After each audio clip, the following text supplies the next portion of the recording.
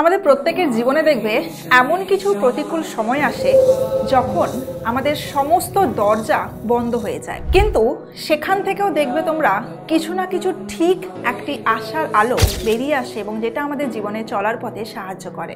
Spirit বা soul বা যেটাকে আমরা বলি আত্মা, বিশ্বাস অবিশ্বাস যে যার পার্সোনাল ব্যাপার, এখানে কোনো কন্ট্রোভার্সি না। তো আলটিমেটলি দেখো এটাও একটা light.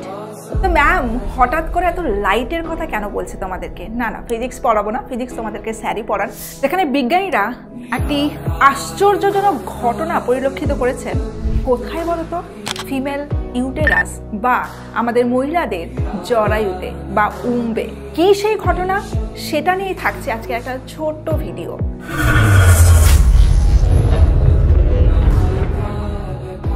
So guys, welcome to রাউলি বিএসসি বলা। আশা করি প্রত্যেকে খুব ভালো আছো, সুস্থ আছো। এখানে একটু ছোট্ট করে বলে দিই যে এই যে ঘটনাটার কথা বলছি সেটি কখন দেখা যায় লাইট বলতো? যখন মেয়েদের ক্ষেত্রে ফার্টিলাইজেশন বা নিষেক্রিয়া সম্পন্ন হয় জরায়ুতে। লাইটটা কিসের জন্য আসছে অদ্ভুতভাবে, বা কেন এই লাইটের আবির্ভাব, সেটা আজকে জানবো। প্রত্যেকে জানো মহিলাদের ক্ষেত্রে একটি মাত্র ওভাম বা ডিম্বাণু বেরোচ্ছে। উল্টো দিকে যদি দেখো ছেলেদের ক্ষেত্রে 4 থেকে 5 লাখ স্পার্ম রিলিজ হয়।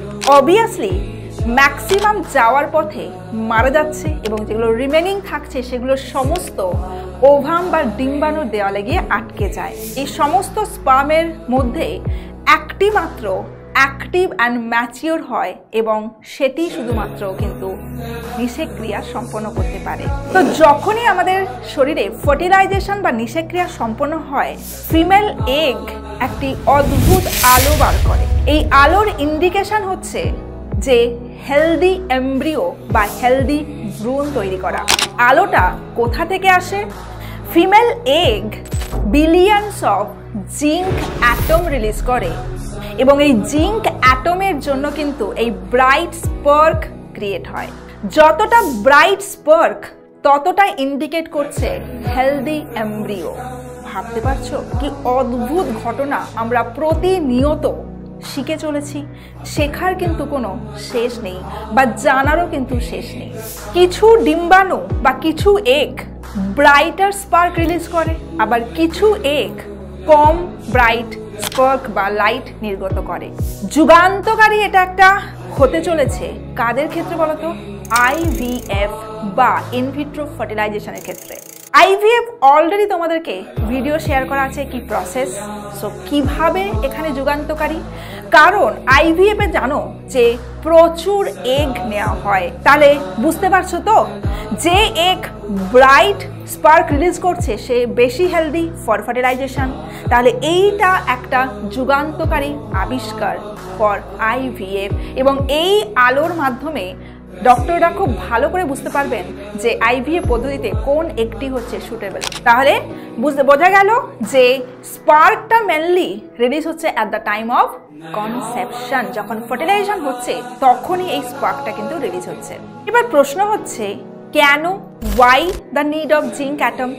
তো সায়েন্টিস্টরা বিলিভ করে যে আমাদের যে এগ বা ওভাম তার বাইরের লেয়ারটা প্রচণ্ড শক্ত হয়, সে সমস্ত স্পার্মকে এন্ট্রি নিতে দেয় না। যখনই একটি স্পার্ম ভেতরে ঢুকছে সেই সময়ে জিঙ্ক অ্যাটম একেবারেই ওভামের লেয়ারটা প্রচণ্ড পরিমাণে শক্ত করে দেয়, যার জন্য বাকি স্পার্ম ঢুকতে পারছে না। এবং এই অদ্ভুত ফেনোমেনাটা আজকের ঘটনা নয়, এটা প্রথম অবজার্ভ হয়েছিল 2011-এ এবং রেকর্ড করা হয়েছিল মাইক্রোস্কোপে for the first time in 2014। তাহলে একটাই কথা বলতে হয়, light happens when life happens. তো একইভাবে বুঝতেই পারছো, একটি সুন্দর একটা বাচ্চা যখন পৃথিবীতে জন্মাচ্ছে সেই সময়ে আলো ইন্ডিকেট করছে। কি অদ্ভুত একটা প্রসেস না? শেষে একটাই কথা বলবো, ultimately there is also a hope. সমস্ত নেগেটিভিটির পেছনে অবশ্যই আছে একটি পজিটিভিটি। তাহলে এত বেশি ডিপ্রেসড হয় না, এত ভেঙে পড়ো না। লাইফে আমাদের এগিয়ে যেতে হবে এবং যা হচ্ছে ভাববে যে তার পেছনে অবশ্যই একটা ভালো কিছু আছে। এই ভেবেই আমরা জীবনে এগিয়ে যাই। তোমরাও এগিয়ে যাও, তোমাদের লক্ষ্যে স্থির থাকো। আজকে এই অবধি, টাটা বাবাই, ভালো থাকো, সুস্থ থাকো। কেমন লাগলো অবশ্যই জানিও।